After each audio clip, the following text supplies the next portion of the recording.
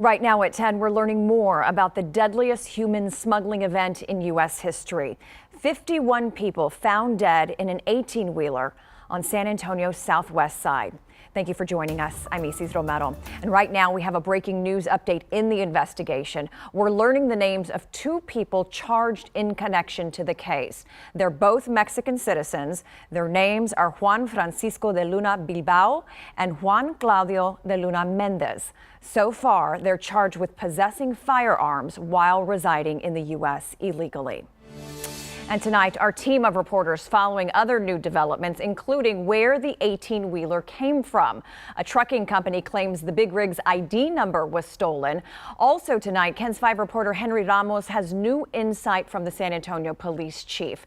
But first, dozens of people gathered to weep and pray for the people found dead in San Antonio. KENS 5 reporter Matt Houston was at tonight's vigil and joins us live. Matt? It's certainly an emotional gathering here at Pearsall Park, and that was the intended purpose. Attendees tell me they didn't come here to shout or chant, they came here to feel. There were calls for reform, but incense doesn't usually burn at political rallies. This is so embarrassing. Then freaking speak, please. Attendees say these emotions are raw, real, because for so many, I don't even know. Tonight's vigil was personal. I came here when I was 14 years old in an 18-wheeler as well, and I passed out from the heat. So this hits. And yet for some, It gives me hope. Andrea Osorio came to the U.S. 33 years ago. She says she needed a good cry. Sometimes I feel like we lost our humanity. And looking out and seeing all these people here, I was like, okay, we're still humans. We still feel the pain. Her own speech moved others to tears. She told the crowd a hard heart accomplishes little. And it's clear this group isn't yet used to tragedy. They're united in sorrow, she says, but encouraged by their vulnerability. The most powerful messages tonight didn't come from elected officials or community activists or even faith leaders, though many were here, including the mayor. They came from average people who say they're tired of incidents like this one, tired of the debate surrounding them. They're just tired. Live on the southwest side, I'm Matt Houston, KENS 5. Thank you, Matt. Tonight, we're working to learn more about the survivors. 13 people are still recovering in 6 local hospitals.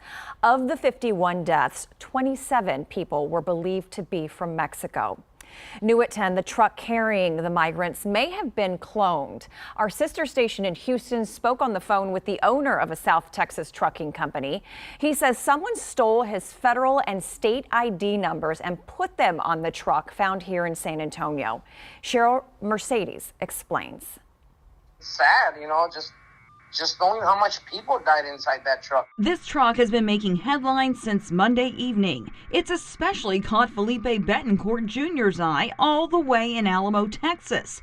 He sent us this video to show how strikingly similar it is to the one his father uses to ship product for his company, Betancourt Trucking and Harvesting. But there's one big difference. That truck does not belong to us. I know that wasn't my truck because my truck's been here in the valley running grain and sorghum since last Friday. The truck in San Antonio is the same color and has the same identifying numbers from the Federal Department of Transportation and the Texas DOT. The duplication is known as cloning, and CEO of the Texas Trucking Association, John Esparza, says it's a real problem. There's been a rash of this cloning activities. I know roughly 73% of these cases, as far as cloning goes, are passenger vehicles. Is it relatively easy to just clone a number like that? It seems to me that if it's on the rise, that more and more people are figuring out how to do that. Esparza says with the exception of updating their registration numbers, there's not much truckers can do to protect themselves. How frustrating is it for you to know that someone was trying to clone your truck and this is being investigated as a federal crime? I know it is. Nobody has spoken to us about that. We are not worried about the investigation because we have nothing to hide. We welcome any law enforcement, anybody that wants to speak to us. we're willing to cooperate with them. Again, that was Cheryl Mercedes reporting. Now to a KENS 5 exclusive. New insight from San Antonio Police Chief William McManus on how his officers responded to the tragedy. The chief also shedding light on the investigation and the handoff to Homeland Security investigators. KENS 5 reporter Henry Ramos is the only local reporter to talk one-on-one with the chief today. He joins us live outside police headquarters. And Henry, the chief says at first it was a rescue mission. Absolutely, Isis. And on top of that, it was really difficult for McManus to put into words what he and his officers saw yesterday. He says his officers arrived around 9 minutes after that first 911 phone call came in. And these officers, first responders and EMS, they had a hard job sorting through all those stacked bodies inside that trailer. The manpower up at the trailer. It was a crime against humanity. Rushing to save lives while discovering death inside this tractor trailer. We've got an 18-wheeler. Looks to be about 60 people that are inside. The scene was tragic beyond words. San Antonio Police Chief William McManus on responding to the horrific human tragedy. I don't understand how anyone could be so callous as to allow that to happen and then run from the scene. Within 9 minutes, the chief says officers were there with first responders on Quintana Road. The initial work for responding SAPD officers was trying to figure out how many folks we had alive, along with EMS, sorting the survivors from the deceased and trying to get them medical attention.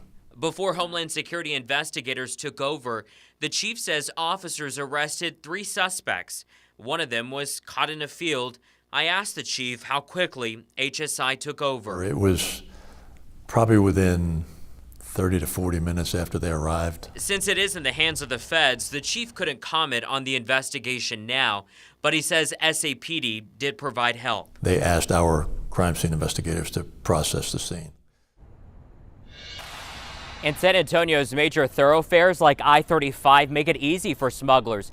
These criminal organizations, they give migrants a false sense of hope and promise that they'll make it to the U.S., subjecting them to harsh and brutal conditions like we saw yesterday. We're live from Public Safety Headquarters tonight. Henry Ramos, KENS 5. Isis. Thank you, Henry. In the wake of this tragedy, politicians are pointing the finger over immigration policy. KENS 5 reporter Troy Klesch shares why one lawyer says action is needed right now. We've been just incredibly saddened and frustrated by this horrific accident. Teams with the group Raíces in San Antonio, after learning more than 50 migrants were found dead in this semi-trailer.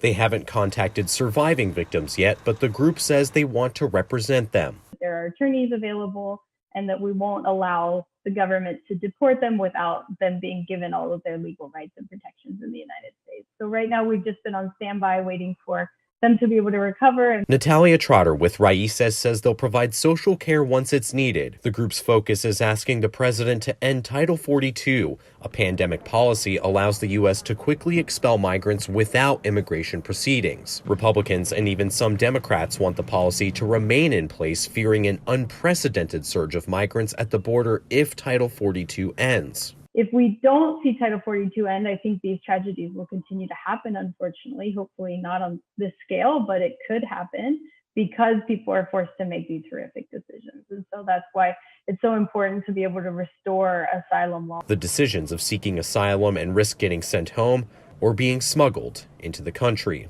We need a lot of reforms within the immigration system. The hope to prevent future tragedies like what happened in Southwest San Antonio. Troy Klesch, KENS 5.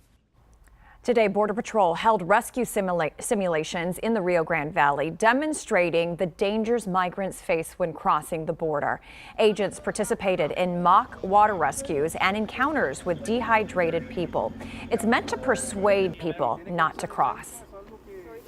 And our message is clear. It's not worth it. Do not place your life or the lives of your loved ones in the hands of these criminals. People must understand the gravity and dangers of dealing with the smugglers and the cartels that employ them. Unfortunately, yesterday we saw a cruel example of the realities these desperate human beings face as they place their lives literally in the hands of criminals who could care less what happens to them as their commodity. We'll have continuing coverage of the investigation into the 18-wheeler deaths, both on air and online. And don't forget to download our KENS 5 app for every update.